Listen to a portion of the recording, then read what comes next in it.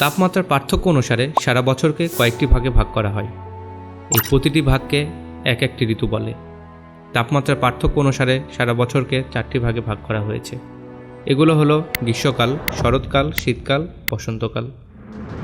আমরা জানি সমগ্র পৃথিবীকে দুটো গোলার্ধে ভাগ করা হয়েছে।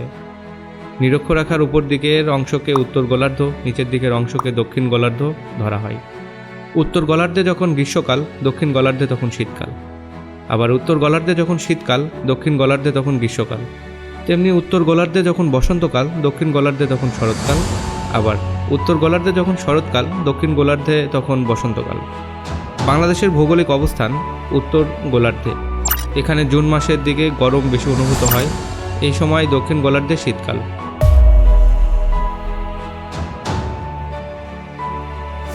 পৃথিবীর বিভিন্ন স্থানে দিনরাত্রির তারতম্যের জন্য উত্তাপের হ্রাস বৃদ্ধি। পৃথিবীর ঘূর্ণায়নের কারণে সূর্য পৃথিবীর যে গোলার্ধের নিকট অবস্থান করে, তখন সেই গোলার্ধে দিন বড় এবং রাত ছোট। তার বিপরীত গোলার্ধে রাত বড়, দিন ছোট।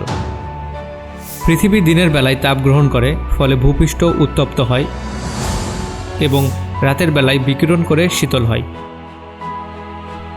তখন একটি স্থানে বড়দিনে ভূপৃষ্ঠ যে তাপ গ্রহণ করে, ছোট রাতে সে তাপ পুরোটাই বিকিরণ করতে পারে না। ওই স্থানের সঞ্চিত তাপের কারণে আবহাওয়া উষ্ণ হয় এবং তাতে গ্রীষ্মকালীন আবহাওয়া পরিলক্ষিত হয়। বিপরীত গোলার্ধে রাত বড় এবং দিন ছোট হওয়াতে দিনের বেলায় যে তাপ গ্রহণ করে, রাতের বেলায় সব তাপ বিকিরণ করে ঠান্ডা অনুভূত হয়, তখন শীতকাল। পৃথিবী গোল, তাই পৃথিবীর কোথাও সূর্যরশ্মি লম্বাভাবে পড়ে, আবার কোথাও তির্যকভাবে পড়ে। ফলে তাপমাত্রার পার্থক্য হয় এবং ঋতুর পরিবর্তন হয়।